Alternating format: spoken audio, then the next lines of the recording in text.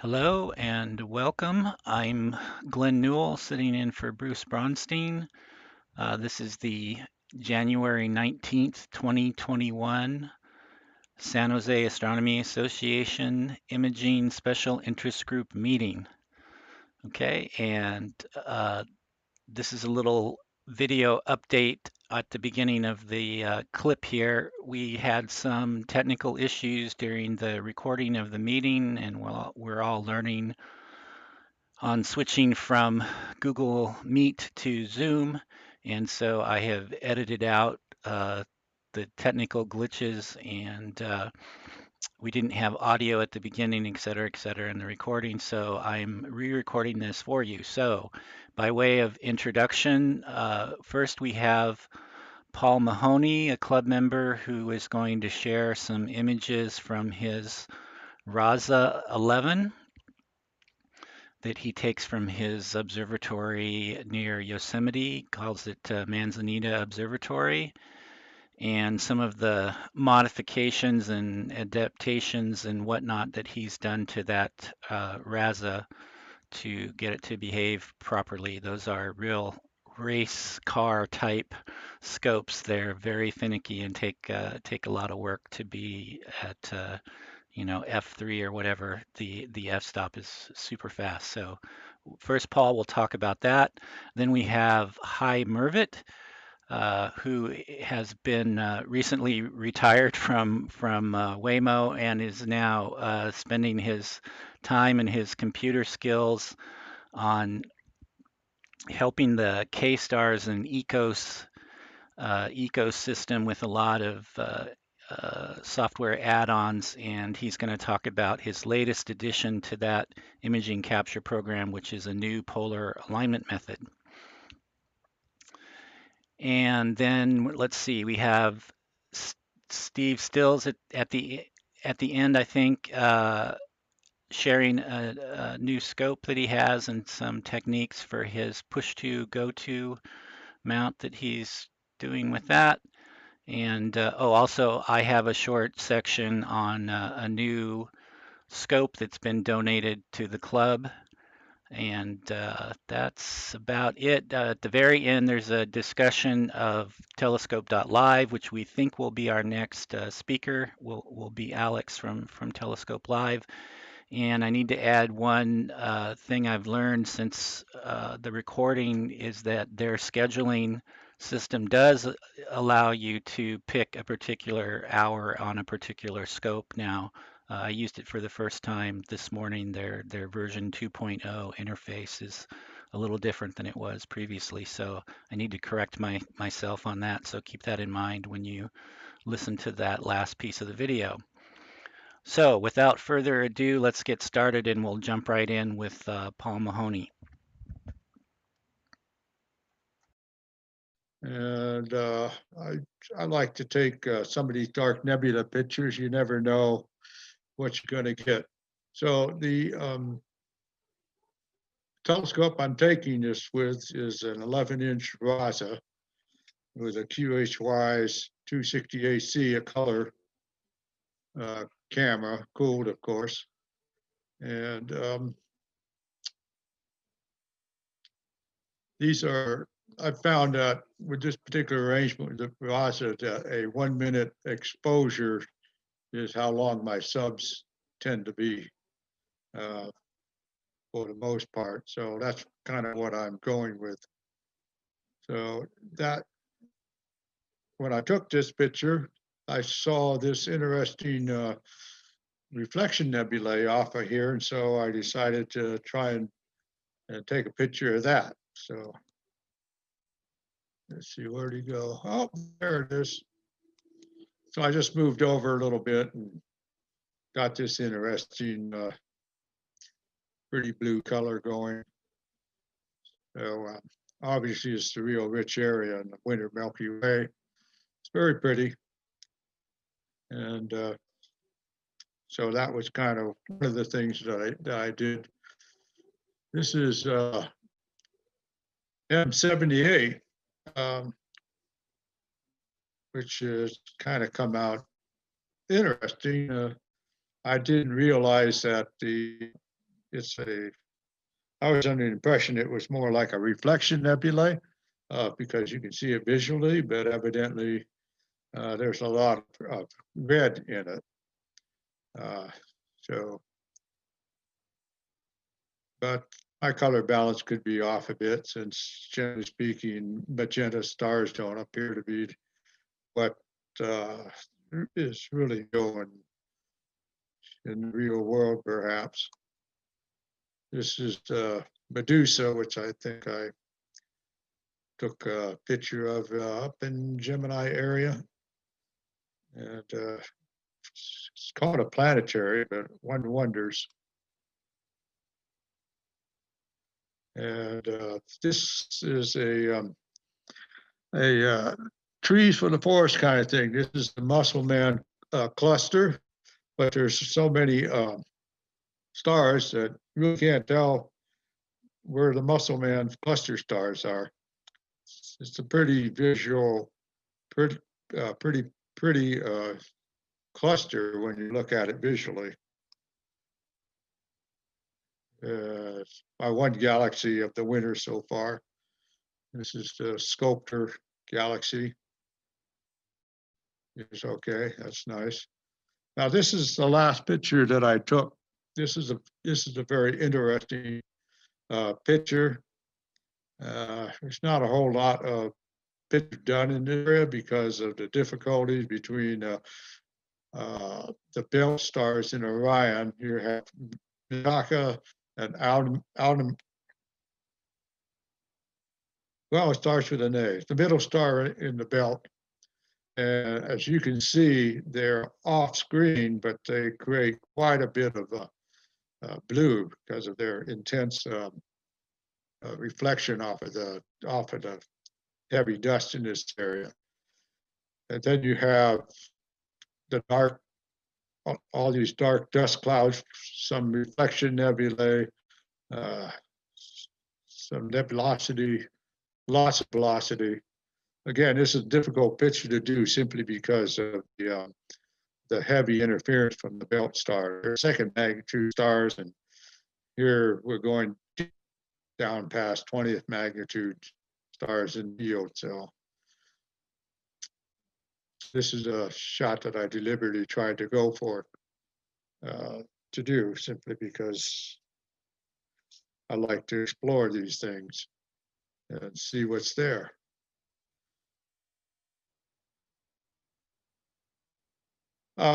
Yes, it's very close to it. You go to the third star in the belt and ta-da, and carry on from that. So it's basically just a whole field over, yes.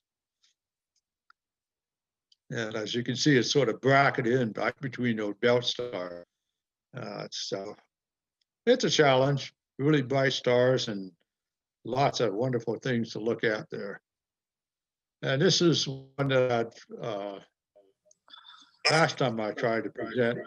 This is one of our little dwarf galaxies around our galaxy, about 300,000 light years away or something like that. And it's a dwarf, which is pretty interesting. It almost seems like pretty granular, which is something you don't really see on a farther away galaxy. So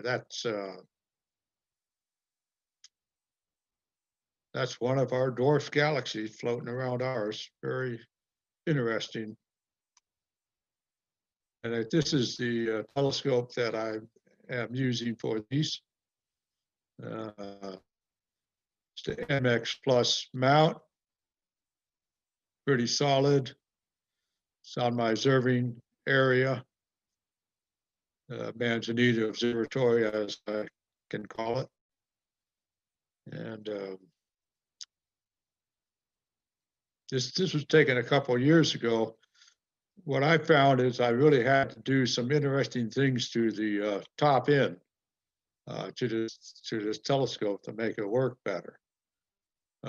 One is I got these rings, which are very, very solid, extremely solid, I would say. It really reduces differential flexure, all that kind of stuff. they really clamp that tube. In fact, they're kind of difficult to work with if you want to move the telescope around much.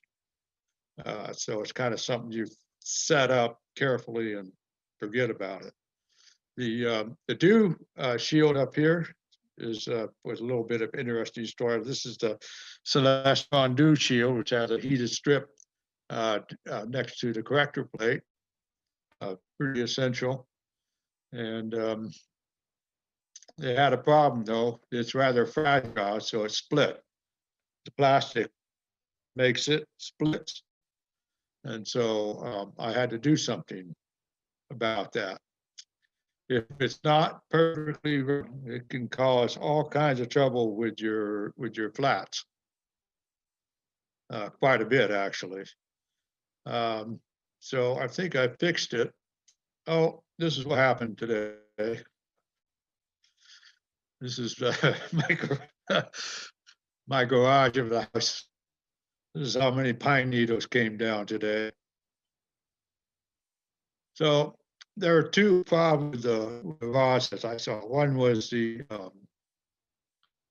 dew shield, which was a little bit fragile. And the other one was the nose assembly that allows the camera to be coupled to the RASA, theoretically without moving.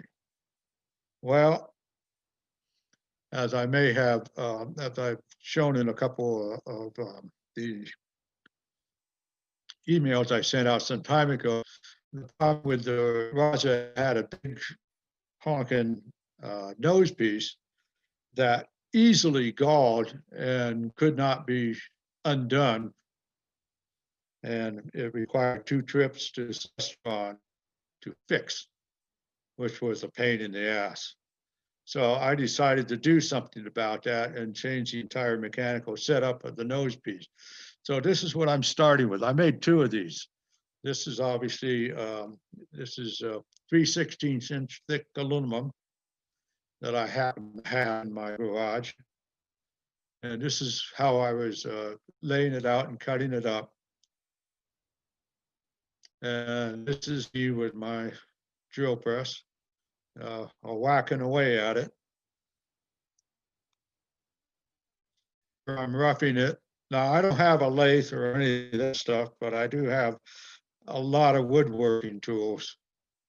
So it's kind of like, well, how can I do this with woodworking tools and hand tools?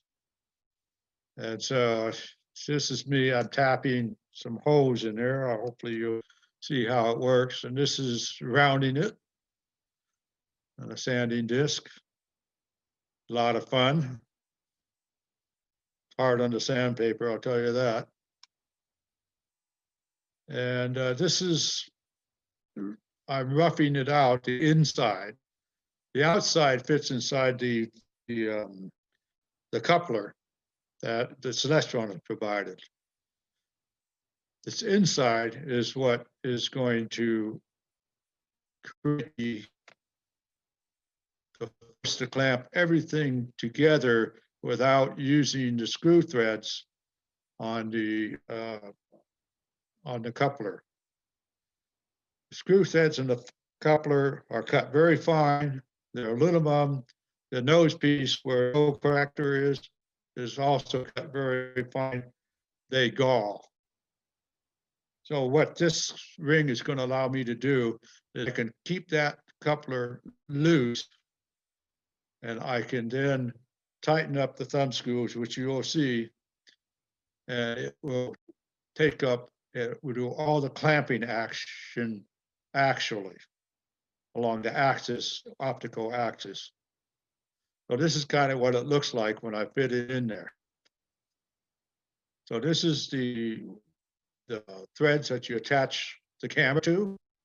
This is that pesky little ring that screws onto the roll corrector. All I have to do is screw it on loose, tighten these 3 thumb screws, and the thing becomes very rigid. And of course, since this is all file fit, I was able to get very close tolerances between the outside of this ring and the coupler. So it's very tight. It's less well less than a millimeter in ability to move. The inside of this ring is tapered so that it clamps down on the tapered nose piece here. Anticipating some further news or tomorrow's going to be a big day. Thanks for making some time to do this tonight. Great. I'll tell you, as we are sort of heading deeper into the night here, we are watching for a number of developments that we are expecting out of Washington, including what we expect to be a busload. Yes, you do. Okay, so this kind of shows you, I only needed 3 screws. I was set up for 6 in case I needed more, but 3 screws works fine. This works really good. Plus it gives me the added capability when I want to rotate the camera. All I have to do is loosen these thumb screws a little bit and the whole assembly rotates inside here. So I've completely done a complete runaround of how this thing works actually, and it works quite well. So I haven't had to take it back to Celestron again and have them get out their pipe wrenches on it. Okay, so now we're back to the dew shield, and this is what I figured out to do the camera, the QHY 268C camera.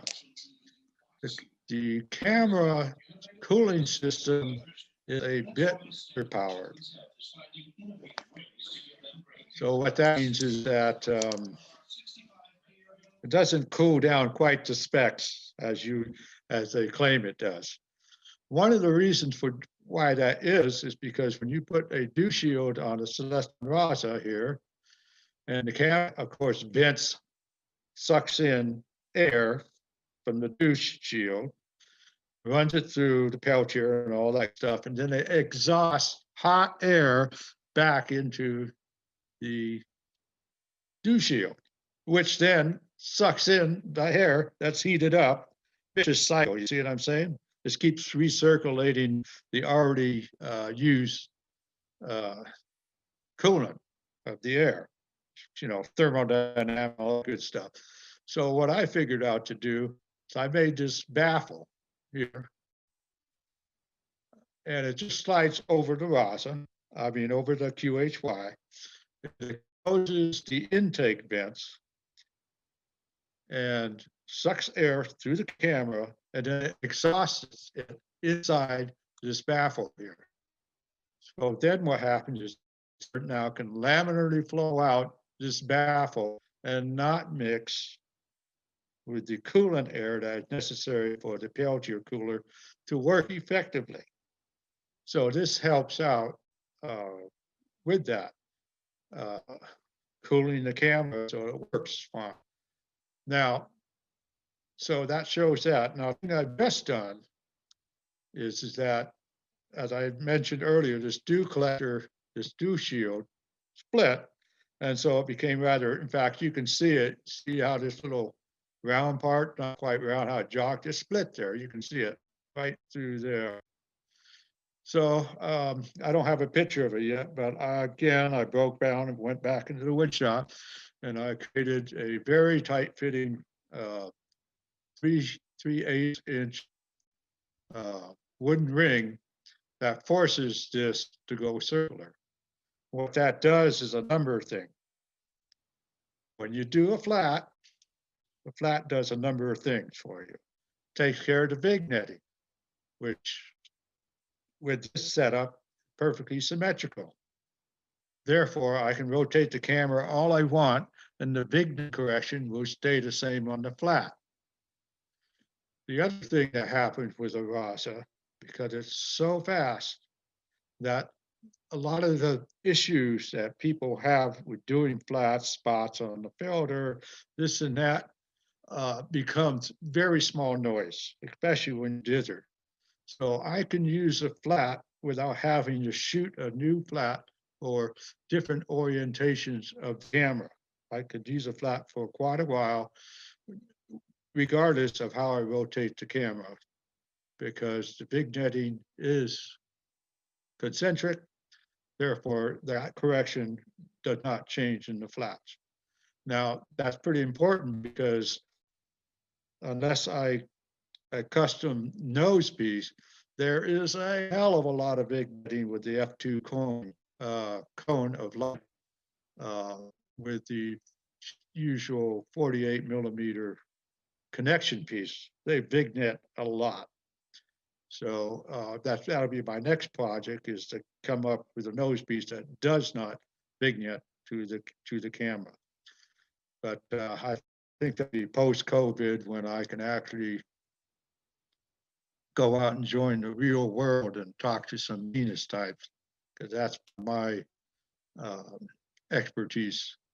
So anyway, so that is kind of the things that I've done to the RASA to make it work better. And I hope you appreciate that I appear to have been able to do something like that a little bit. Any questions? No questions. Well, okay, so that was my little dog and pony show for today. So thank you much. I will go back to Glenn. If you want, I can go on and do mine, and I'll be recorded, and then you can. Okay. All right. I'll first just talk for about a minute and then share my screen. So Kstars has an existing polar alignment tool. I assume everyone's familiar with polar alignment, so I won't describe that. And Jassim Mutlaq wrote it a few years ago, and I made some changes to it recently. And the primary change, I mean, from a user's point of view, it looks almost identical, but the difference is, previously to polar align, like almost every tool, unless you're drift aligning, you had to point at the pole. In our case, the northern celestial pole. And you point near there, and you do a little magic, like with your pole master, rotating and clicking on points on the screen, and and it assists you in adjusting your altitude and azimuth knobs to get your mount polar aligned. And so the basic change I made was internal, which allows you now to point anywhere. And so you got a big tree in the north, who cares? You got, you only have a southern view, and you're in the northern hemisphere. Nobody, it doesn't matter anymore. You can still polar align. So I realized this was possible, with the new world of plate solving, right? Not so new. This kind of stuff should be possible. And the math didn't come naturally to me, but I was able to take advantage of some preliminary work that this guy, Chris Rowling, a Kstars contributor, did that got it started. And then I jumped on it from there, and it did a few things, and now it works. And so it's not released yet, but it's in the Kstars early releases, where folks can try things out and help us vet our releases. So that's what I'm going to demo, basically just that. So let me share my screen. Oh, and I should mention, I screwed up my polar alignment. I walked out to my telescope. In fact, after we do the early parts of this, where I don't have to be near the telescope, I'll take the chance and move my laptop outside and see if I can fix the polar alignment. But we'll at least measure it while I'm sitting here inside. And so I turned my altitude knob and my azimuth knob a little bit. So the polar alignment should definitely be out of whack right now by, I don't know, 20 minutes or 30 minutes or something of that order. So share screen. That's interesting. Let's see here. VNC viewer should be doing it. Hopefully you guys see my Kstars screen. Is that the case? Okay, good. So I'm in the tab. I'm in the appropriate tab already. And you can see this is the what's so-called alignment tab, which does plate solving and polar alignment. And you might see, I assume you can see my mouse where I'm pointing, that I'm in this sort of polar alignment subtab.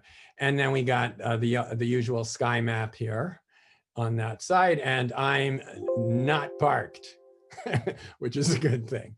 So that's it. There you go. So I'm going to move the scope to here. I don't know if you see, sort of down here is the deck reading, and I'll move it to 60 degrees-ish near the meridian. So move. It should start moving. There it goes. And so, you know, of course, we can't see my telescope, but we can see the representation on the screen, and there it goes, moving, hopefully to the meridian near there. And I know I have free sky there. I mean, I have free sky at the northern pole too, but you know, this is a demo of that. So I moved it away from the pole, and now here, back to the main screen. You'll notice you have a choice of direction, angle, and a speed, and a start button. Those are the important things. This bottom thing is a drift align thing that we're not going to be using. So I'm gonna, this is good. You know, I have 60 degrees of westward motion. I've actually tried this with, you know, 20 degree in between the snapshots, and that works fine too. And why not slew at a fast speed? So I'll just hit start. And, you know, like a pole master, which I imagine many of you are familiar with, it'll take 3 pictures, but I don't have to manually move my scope since Kstars is, you know, can control the mount. It does that. So you can see right now it's let me back out. This is the picture it took, and now it's doing the first mount. You should be, if you look at the sky map, you'll see the mount move, and now it's taking the second picture. It also did a plate solve. That stuff gets displayed, you know, the various coordinates get displayed over here. Captured the image. It's doing a plate solve, in this case with STAP. You have a choice in Kstars, but anyway, I use STAP. And then now the mount is moving again, and it should wind up 60 degrees south of the meridian, I guess. Not south, down altitude-wise. And it's taking the third picture. And the math is interesting, I have to say. It stretched my math brain to do this, but basically, I'll give you a 1-minute description after it prints out the results of what it's doing. So there you go. I got a polar error, not surprisingly, about a ½ degree. Like I say, I did about an 1/8 turn on my altitude knob and similar on my azimuth. So I have, yeah, 18 minutes on both. Polar error, and we're going to zoom in here, and then I'm going to talk a little bit about math. So this image is interesting. Can you folks see there's a triangle on the screen? It's got a green, a yellow, and a purple side. The purple is hard to see, but we see the other 2 Purple sides. is the least important one, but that's good. So what it's telling you, what you should do at this point is pick a star. I'm going to pick this nice bright star and click on it, and it'll move it to that. And what I got to do is first you move the star, you turn the altitude knob to move it, not yet, but soon I'll get it to take pictures every second or two. And you move the altitude knob, and if I move it in the right direction, it should go along that yellow line. It's calculated, you know, sort of the vector in image space of what moving the altitude toward the correction would be. And when I reach the end of that yellow line, I'll switch over to the azimuth knob, one or the other, and then move it along to the target in the end. And in theory, that will correct my polar alignment. So that's the scheme. And this, you know, isn't that different from what you've seen with your pole masters and whatnot, but I did it at 60 degrees, and it's a deck, and it's fairly automated. Of course, there's no control. I mean, it would be nice if I had a control over the altitude and azimuth, you know, as well, but I don't. Just a little bit about the math. When it took the 3 pictures, it you know, got coordinates, and you could think of those, you know, got RA and deck coordinates, and you could think of those as vectors from the center of a sphere, that, you know, unit vectors that hit the sphere. And you could think of the 3 points that were touched on the sphere, you know, the celestial sphere, that's, you know, not really, but you could think of, that surrounds us. And if you take those 3 points, of course, 3 points define a plane. And if you think about it, the normal of that plane, the perpendicular to that plane, that vector starting from the center of the sphere is the axis of rotation. And so that's the math. That's one of the 2 tricky things, is to understand how, how from 3 plate solves you can get your axis of rotation, and that's the answer. You define 3 points on the sphere, you sort of cut it with a plane, the normal to that plane points to the pole. If that doesn't make sense, well, it didn't make sense to me either for a day or 2 until I, let it settle in my brain. But that got to work. And then the next tricky bit of math was, okay, now you have some arbitrary point on a sphere and you want to rotate it by the, let's say you rotate the pole part by, so much in altitude and so much in azimuth. How does that affect a random point on the sphere? And that defines these correction lines. And yeah, anyway, a day of Googling, and I finally got enough math in me to solve that, but that was the harder one for me. Okay, so here we are. And now I'm going to hit the next button, because I'm happy with that star, although I could change it at any point. And now it says right here, adjust the altitude along the yellow line and the azimuth along the green line. And then when I hit refresh, it'll start refreshing. And now I'm going to wait until I see it. Yeah, now I see it. And it's interesting that the image moved a little bit, but I don't understand that. But anyway, there you go, but it didn't move much, much less than the noise of the system. I would guess the noise, by the way, in polar alignment of this system, and by extension, probably most things that most people use, is a half minute at least.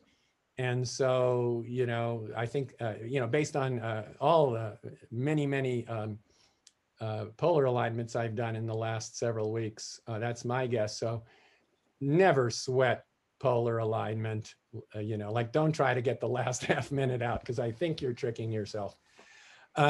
Okay, so I'm gonna try my best right now. I'm just gonna walk outside to the scope, and I hope you'll continue to hear me, because I probably won't know if you won't. So anyway, I'm going outside now.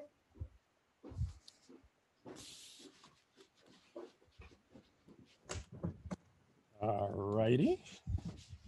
And there's a telescope. Okay. And so now I'm going to move my... Why don't you turn the camera so that we can see the telescope?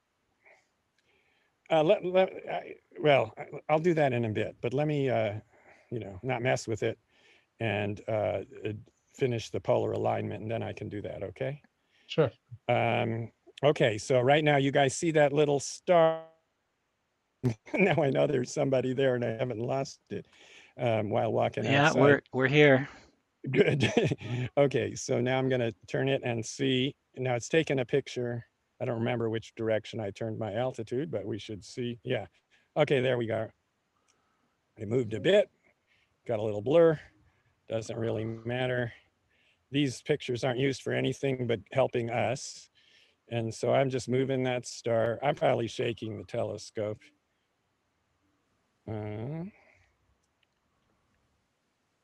So Jossam didn't have these yellow and green lines. He just had the purple vector, and you had to move your star along the vector to the right place. And the interesting thing, at the pole, the azimuth and altitude controls are perpendicular, so it made perfect sense. But I discovered that when you move away from the pole, the azimuth and altitude directions are no longer perpendicular, as you could see here, and they can get worse. And so it actually turned out to be that's why I added this triangle, so that you would know, okay, so anyway, here you go. Now I finished with the altitude, and I'm just gonna move this guy. And by the way, it's dark out here, so if I do turn on the camera, I can't promise you'll see it. I guess, I'm going to move that pretty close. We're not going to need a perfect polar alignment. Yeah, the PhD 2 guys, I think we were both sitting there at the time at the Yeah. AIC conference, said it's actually an advantage to be a little bit off of your polar alignment. Well, there you go. I mean, people, you know, like I have an active thread on the Kstars forum, and people are, you know, talking. I'm going to call that a day. People are talking about, you know, oh well, you know, things, you know, the field rotates during the time you do polar. I mean, give me a break. That's well below the noise of this system. Okay, but you know, I mean, look, hey, I shouldn't complain. I really do appreciate them. You know, like poking at it. Okay, let me stop sharing for a second. And can you see me? Yes. Okay, you can see my telescope. I don't really know why, but there's that knob. You can probably see I just turned. Okay, I'm gonna share again and go back in, and I'll tell you what we'll do. So, hold on. Oh no, oh, there it is. Okay. So now I've more or less polar aligned. And let me just get inside so I can sit down. And I'm just going to start up another polar align. And I could do it from anywhere, but I guess I'll go back toward the meridian. I put in a check I'm really proud. Oh, so I hit done here. I put in a check I'm really proud of, which is right now. Watch this. I'm going to say go east 35. Right? So that should cross the meridian and bang my telescope into the tripod, right? Right. So let's do that. Ah, warning, this could cause your telescope to cross the meridian. I'm really proud of that. Okay, cancel. We don't want to do that. I appreciate my telescope. Oh, but look at that, my screen. Well, okay, there we go. So we'll change that to 25 degrees east and start. And it's just going to do another take another 3 images, climb back up toward the meridian, and hopefully we'll get a much lower polar alignment error. And that'll be the end of my show. If it succeeds, otherwise you'll watch me code. Okay, yeah, I think I've solved my audio problem in the meantime, so that's good. Great. So you can see the mount climbing toward the meridian. It won't reach it all the way because it should wind up about 10 degrees or more south, lower than it. Where are we watching the mount movement? Just in the RA and deck? I don't know if you see the red part over Oh, here where okay. my mouse is EQ mod mount, and I don't know. It seems to be taking a little too long. Oh yeah, the screen is wedged. Hold on. That's a technical term, right? Yeah, I don't know what's actually what's happening now is that VNC is not updating. Oh. So it's doing all this stuff. Hopefully VNC will come back. I can see from my shell that it's not pinging my telescope. That is my biggest, okay, it's back. I'm now pinging at 5 milliseconds. There should be a menu command to refresh your VNC. Yes. Oh, look at that. You see that? Solver failed. Okay, so you know what happened is we froze and probably something happened. So what I'm going to do is, and then that's the last thing I have to work on. So what I'm going to do is manually move it back up here toward the meridian, and then solve west again. And okay, so I'll stop that. We'll go back west and start another one. Yeah, the issues that remain are not, as far as I know anyway, are not related to this main algorithm. They relate to, you know, you saw there that for some reason it took a picture while it was rotating. But anyway, which I think is, You know, it does happen, but rarely. But of course, it's going to happen during a demo. Okay, so now it's capturing the second image. And then it should slow down. Oh, here's the plate solve. It succeeded. Oh yeah, I'll get us the full screen. Okay, it finished the last slew, capturing that. I have it set at 5-second captures and a 5-second pause between, just to avoid those issues. Okay, we've solved that. And there you go. Okay, so I wound up with a polar error of 1 minute 20 seconds, and a small, you know, about a minute in altitude and a little less than a minute in azimuth. And if I zoom in, you'll see a very tiny triangle, which you know, as I pointed out earlier, you shouldn't try to fix, in my humble opinion. If I can find, there's There the it damn is. triangle. Okay, so there you have it. So actually, mostly what I showed you folks in summary is the old polar align tool. And the big news is that now there's a triangle and you can point it pretty much anywhere and not worry about that tree in the north. Take it away, Glenn. Okay, thank you if very there are much. questions, Yeah, I'm questions. happy to answer. Any questions? That must be a lot of fun. And it's remarkable the work that you've done. Right now, I'm using SharpCap, looking at the celestial North Pole. In the back of my house, I can't see the North Pole. And so I wonder, could I use this? I am running Windows, and I see that Kstars will run on Windows. One thing that you have that I don't have is the ability to slew under the control of the computer. If I want to move the direction where the telescope is pointing, I have to physically move it myself. Is that a limitation? And my other part of the question is, how hard would it be for a Kstars beginner to get this set up and working? Yeah, I think to the second part, and I'll answer both. This, you know, Kstars, like any other these programs, they're not, you know, for the faint of heart. It takes a little bit. I'm sure other people have tried it, and you know, I'm very happy with it. But you know, there is definitely startup time. I guess it would be similar to, you know, SCP or any of the other programs in terms of complexity to start up. There's a nice friendly forum where people post questions, but I can't tell you it's as easy to use as your iPhone. Your first question was, you know, like you don't slew, but you could, you know, if you use this, you would have the control of the, you know, you would be able to automate your slews. So I don't see why, you know, this is free software. It runs on Windows.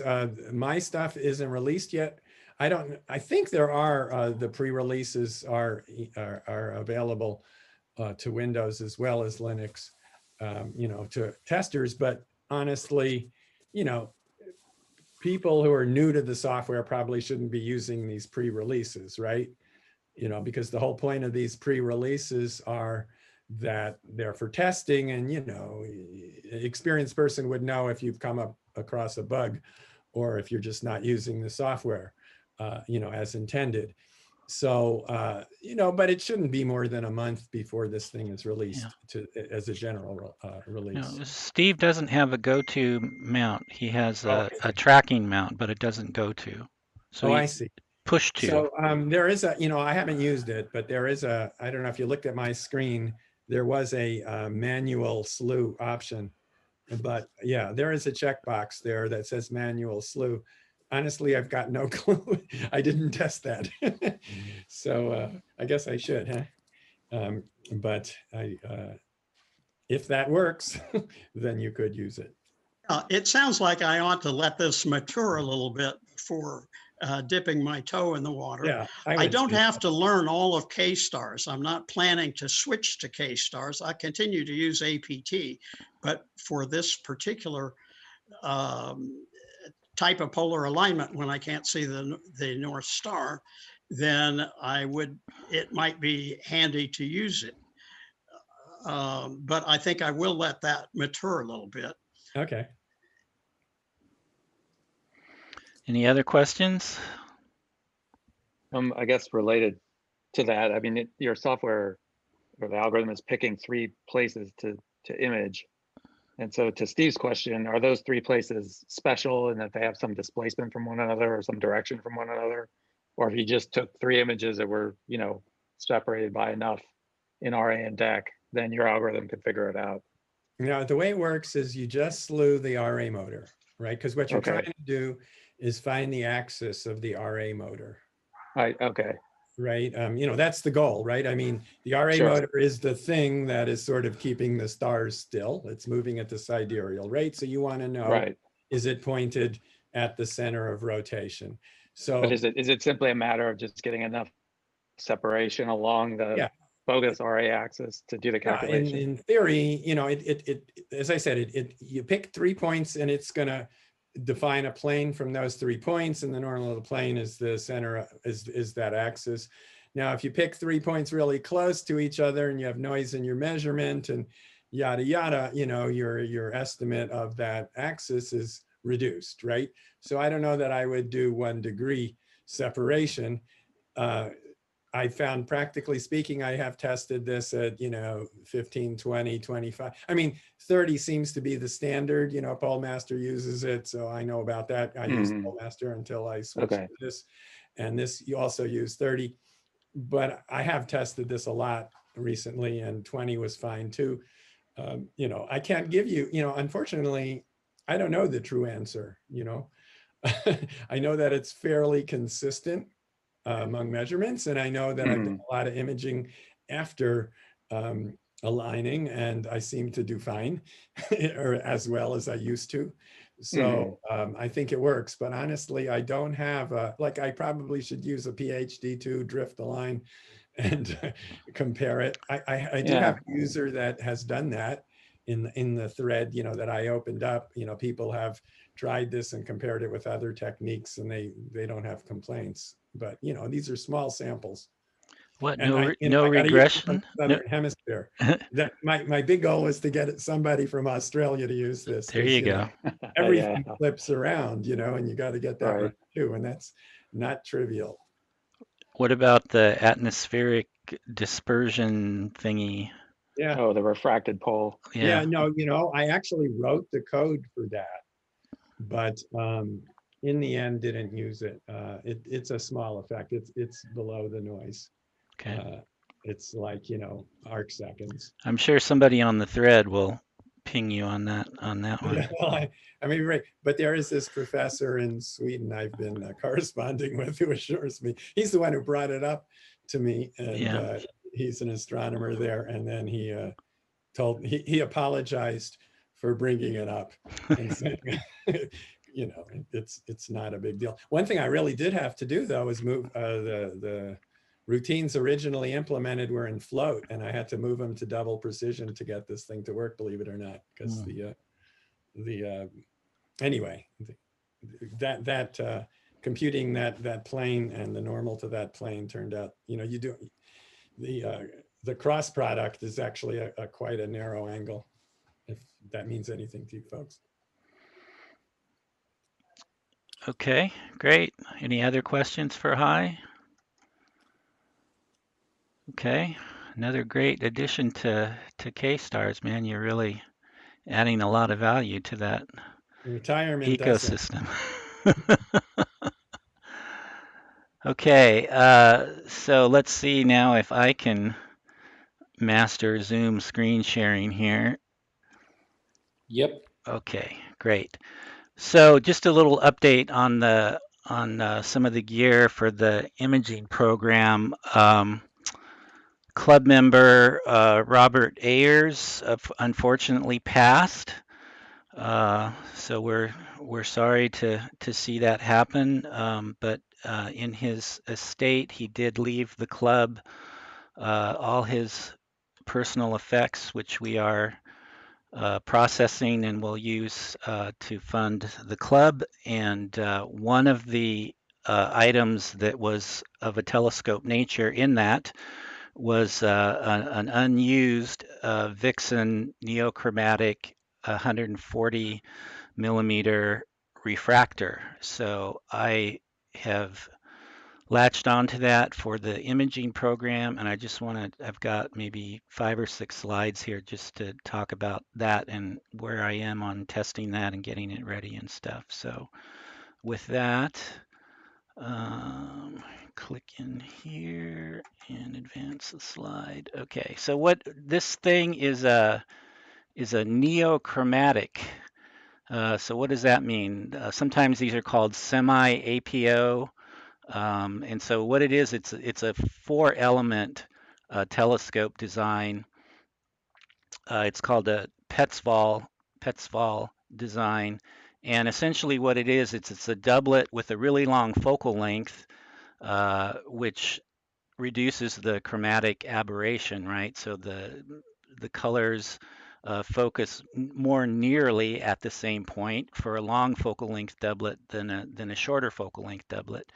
And then at the back of the scope, they add a field flattener and maybe combination focal reducer. And so then you have a reasonable focal length scope as well as some amount of chromatic aberration correction. So it's not fully corrected like a triplet or a full APO would be with the different types of glass, but the theory is that in our case for using it with monochrome cameras and filters, it shouldn't really matter. So that's what I wanted to test. And of course, we do know that there's very high quality scopes that use this design. For instance, the Takahashi FSQ 106 is, you know, the would be a pride and joy to own. Bruce has one. I think there's others that have them as well in the club, but that's a really nice scope of the same type of design. This one is not quite as fast, but it's also you know, larger in terms of the diameter, the 140 versus the 106. Okay, so here's what it looks like. It's like I said, it's 140 millimeter aperture, so that's about as big a refractor as you're going to find. And it does have the 798 millimeter focal length natively, which gives you f5.7. Does have multi-coated optics. I did a lot of research on cloudy nights, and people, mostly visual people, they like the flat field. There is still some chromatic aberration when looking at it, you know, with your eye or with a color camera. And so for that reason, the visual observers and people with one-shot color cameras are actually preferring like a 132 triplet over this scope. But I'm not gonna, you know, look a gift horse in the mouth if we can make it work for us. So this thing is a big it's a big scope, right? So you can see it up against my 12-inch RC there, and it is, you know, like it is like 20 pounds of payload by the time you get the camera and everything on there. So, you know, it took every counterweight I had, and of course it's probably not optimal to have it all the way out at the end here on top of a 12-inch RC, but that was the rig I had versus setting up a second rig in the yard.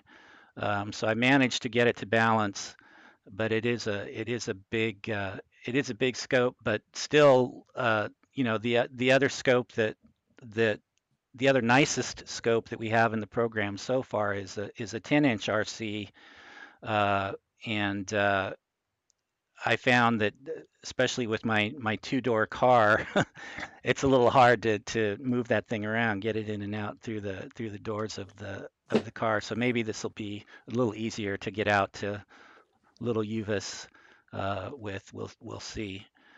So speaking of which, here's the first light test, and this was about 3 hours of data, no flats, no darks, no bias from Union City. So, Bortle 8, a white zone. And the focus is a little soft. I just focused one time quickly and sort of ran back in the house. But the field is flat, and it's about 0.98 arc seconds per pixel, and that's about the DAWS limit of the scope as well. So everything's well set up with an ASI 1600 and whatnot. So it looks promising. I am gonna try to add some additional focal reduction, and see what happens. Speaking of that, well, first we'll talk about the focuser. So the stock focuser is a rack and pinion, but I, of course, being an imager, want to automate it. But so far I have failed at that. I 3D printed this part that would let me grab onto the fine focus knob with a little stepper motor, and that I had previously built a Arduino controller for. And so that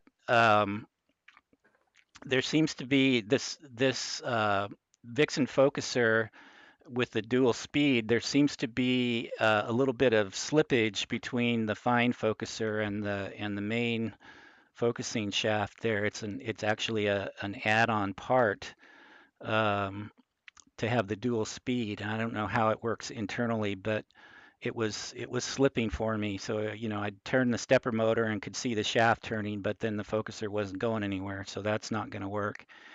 And then I printed a different shaft coupler to use the main focuser knob, and then I didn't have enough torque. And yes, I could get a bigger stepper motor, but at this point, I'm pretty much ready to give up and go ahead and put one of my Moonlight focusers on here for a couple reasons I'll talk about in a minute. One challenge with that is this thing is, there's a flange shown on the right there that is between the OTA and the focuser, but that flange also has the rear lens cell for that those last two lens elements threaded into it. And I haven't been able to mechanically break the focuser loose from that piece. So Cloudy Nights was talking about blowtorches and stuff, which it may take, but I'm a little scared to do that. Fortunately, you can unthread the rear lens cell, so I may ask help from another club member to do that. And I'm also going to try 3D printing a flange that has all the appropriate threads on it. So that may happen as well. But so that's where we are on the focuser. And yeah, I did check with Moonlight, and they don't have something that replaces that flange, although Featherlight does for their focusers. But I've already got Moonlight focusers in stock, so to speak. So trying to standardize on those. So we'll see if we can break that thing off, or if I can 3D print something that'll be usable. So the reason for the Moonlight, a couple reasons. One, that it's much lower profile than the stock focuser, so that gives you more back focus allowance, and that might mean that we could apply more focal reduction, or maybe a less expensive focal reducer. The typical focal reducers we have are the CCD T67. These are both. I'm I'm going to get it wrong. Not, is it astrophysic or astrotech or one of those? And then the 27 TVPH. So the CCD T67s are less expensive, and but they have a lot of magnification depending on your sensor to focal reducer distance, and you run into problems with back focus with ONAG and stuff. So I might try putting it on top between the ONAG and the imaging camera, and the lower profile of the moonlight will let me then move in towards the OTA enough to come to focus with that setup. And then the other reason would be that if we do have to use the more expensive focal reducer, the 27 TVPH, you know, that's a 2.7 inch focuser, or I'm sorry, it fits down the barrel of a 2.5 inch focuser. It takes up that whole space, so you can't use it with a 2-inch focuser basically. So a 2.5 inch moonlight will work with that. It'll fit right down inside there. So that's the other reason to go to the moonlight. So that's kind of where we are. So I'll keep you posted, and hopefully with the end of COVID and other things, we'll have this out at little UVIS and get some good pictures with it. Any questions?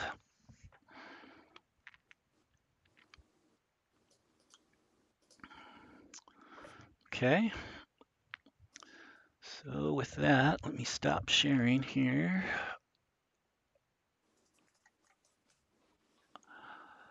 Anybody have any images they want to share or topics they want to bring up? I have a new picture Okay. and a new telescope. Oh, cool.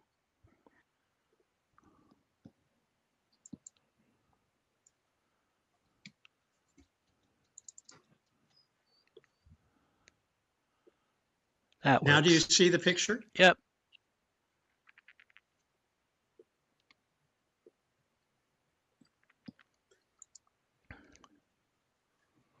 All right. I took this picture just the other night. This was my first serious attempt with the new telescope to do some astrophotography. You probably recognize this as Horsehead Nebula and the Flame Nebula. And this, in terms of the processing, this is still a work in progress. But you can see I was able to get a picture. It's very nice. Let's see. Hang on.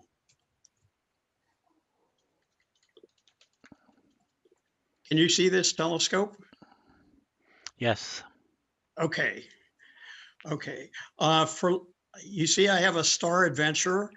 Always, I've used this Nikon D5600 with ordinary camera lenses. And there are limits to what an inexpensive Nikon zoom telephoto can do. And so I thought I would replace that telephoto with a small telescope. This is a William Optics Zenith Star 61 Mark II. This is a new telescope, new version of the telescope introduced last summer. If you were here last month, you know about the accessory tree with all the finders. That's set up here on the camera. That's of course awkward if you rotate the camera, which is a new capability now that I have the telescope. So I've moved it to this guide scope bracket that's on top of the camera, which also serves as a handle. I still want to be able to move it back and forth between the telescope and the camera because I'm still going to be using camera lenses sometimes. So I had to make this little bracket to hold an accessory shoe. for that. The next challenge is the rotating the camera. This is the William Optics Flat 61A field flattener, and it has a rotator built in, but there's no calibration for where you are, the angles.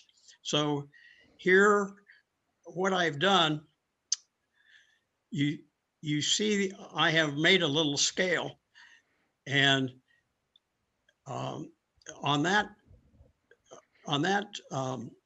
collar there are 5 grub screws around that collar, so you don't have a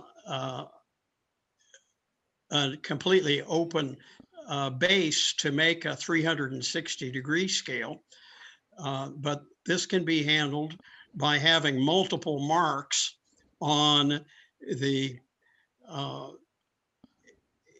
ring next to it. And you can see I put in just a piece of red tape there at the 0 point.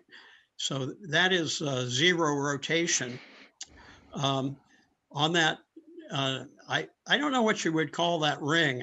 It's not knurled, but it's somehow divided. Those divisions, there are 90 of them. So each of those divisions means 4 degrees. And so I need, since I've only got a plus and minus 30-degree scale, I need ideally to have 4 marks at the cardinal points and 4 marks at the 45-degree points.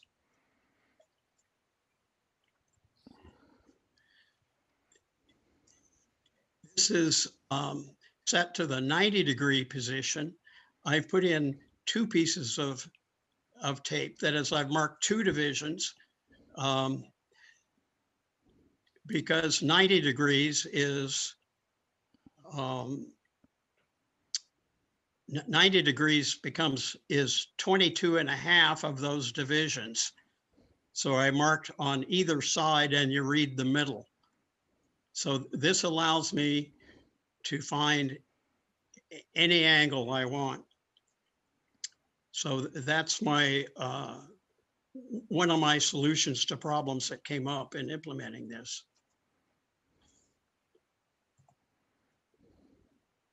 And that's that.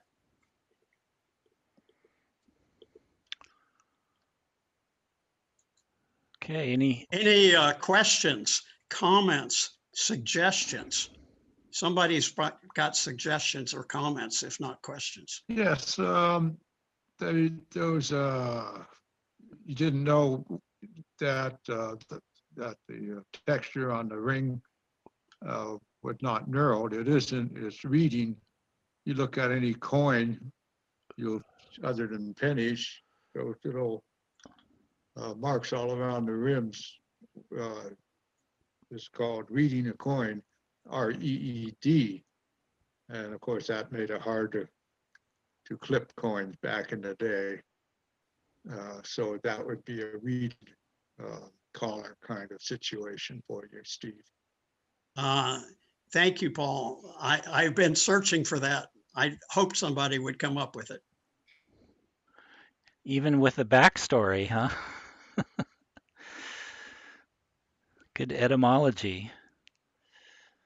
Okay, any other questions or for Steve or anybody else have a topic or images they want to share or new gear or?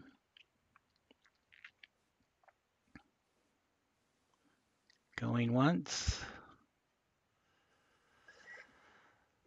Okay, well, again, thank you all for hanging out through our technical difficulties and growing pains with Zoom. Hopefully this will get smoother going forward. I don't think it's solid yet, so I may be jumping the gun a little bit here, but I know Bruce is in discussions with Alex from Telescope Live, and we hope to have him next month, and it probably won't be actually live unless we Well, this is a good time to bring this up. So how would people be okay with a Sunday afternoon versus a Tuesday evening, uh, so that we could have Alex from Italy live versus it being, 1:30 in the morning for him?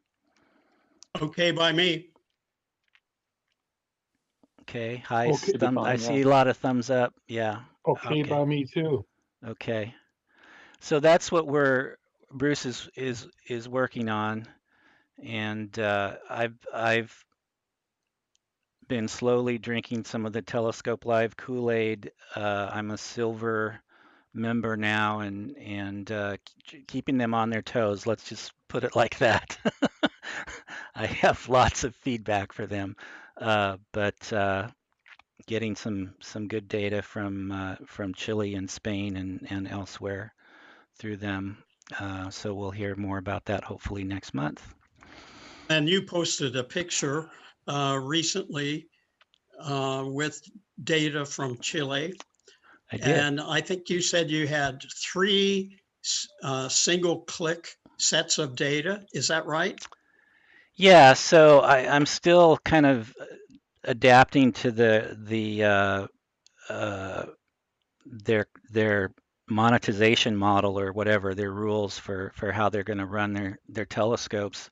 And so with the silver level of membership, they pick some targets and they call them one-click targets, and they give you a half an hour of data, and they're saying, since it's from Chile or Spain or wherever, that it's good enough. Well, it's not good enough, and for me, in my opinion. So I want to collect multiples of those, and so we're having a discussion about that. But do they offer the targets often enough on a repeat basis to where you could collect 3 of those in a month or a couple months or something, so that you would have maybe um, simple math is escaping me at this point, but enough subs to have more than just maybe 3. You could end up with less than 3 subs for a single one of their one-click observations for each filter, which the weighted batch preprocessing script in PixInsight won't even do that. So with just 2 subs. So that's one of the discussions we're having. But yeah, so what did I post? Remind me what I So posted. what's their model? I mean, who do they just think they're going to get casual people coming by and taking one image and then quitting? Well, so they have they have the advanced observing where you say I want so many of this filter, so many of that filter, or whatever. Okay. They don't let you schedule it the way that you did, say, on iTelescope. You just say, I want this data, and they'll say, okay, we'll have it for you 3 weeks from Tuesday, maybe, weather. Mm. So you don't get to schedule a slot and then go and watch it happen, and that you just have to wait for it to run, and then they let you download it. So that's there, and that's, by the minute cost over and above what you pay for your monthly membership. What they're giving you for Mm. the monthly membership are 2 different. So here I'm giving the guy's presentation for him, but they have these Well, yeah. one-click observations. So at the silver level, you could have 5 active one-click observations at any one time. So they may offer, let's say, 15, 20 targets, some of which may be repeats, which I spoke about, right, of the same target from the same scope, same filters. So you can have, out of that 20, you can have 5 that you're waiting for at any given time. And then that each of those is a half hour of data in total across all the filters. And then they also do what they call pro data sets, which is a little less defined as to what the length of the actual data would be, but it's supposed to be enough data to do a professional quality image. So they post maybe 2 or 3 of those a month, but again, it's so they're picking the targets, so it's like Rosette, you know, Thor's helmet, whatever, right? Big, bright, or depending on the scope, big in the FOV targets, big and bright that would not take too much data. And then you can download. They have some that you download at the silver letter level and more at the gold or whatever the next one's called. So they have those, and then everybody can always pay money to go and do the advanced observing. So I see. So maybe they're just trying to get you started on the one click or whatever it is. yeah, And then I think so. They're hope trying that to you make it graduate. more accessible, and then they have tutorials, and the tutorials are seem like they're focused on getting started type of thing. So they're not mostly not about PixInsight. They're mostly about Photoshop and things like that, and with smaller numbers of subs. Although they do have on mentally blocking here on the Noel, is it Noel or Adam? Adam Block. Oh, I think they do have like a 15-part atom block on a big galaxy. I forget which galaxy it was, but a big galaxy taken with CHI-1, which is a alt-az fork-mounted scope. So he goes through all of the how you fix all the problems with derotating images, even though that scope has a derotator on it and all that stuff. So it's very detailed, and I think it's probably, I don't know, easily more than 2 hours of tutorials from him that were included for no charge if at the whatever level, the silver level that I'm at. So yeah. So anyway, we'll get the marketing version of what I just told you, hopefully next time, and so that should be good. Definitely, they've got some good gear at some nice locations. So, all righty, it is 9 o'clock. Thank you all for attending, and watch Meetup for news of the next meeting and whether or not I'm able to do anything with my program with COVID. It will also be posted on Meetup. Thank you all. We'll see you next time. Thank you, Glenn. Yep, you're welcome. Thank you. Yep. Bye, Thank Good everybody. night, all. Good night. Night.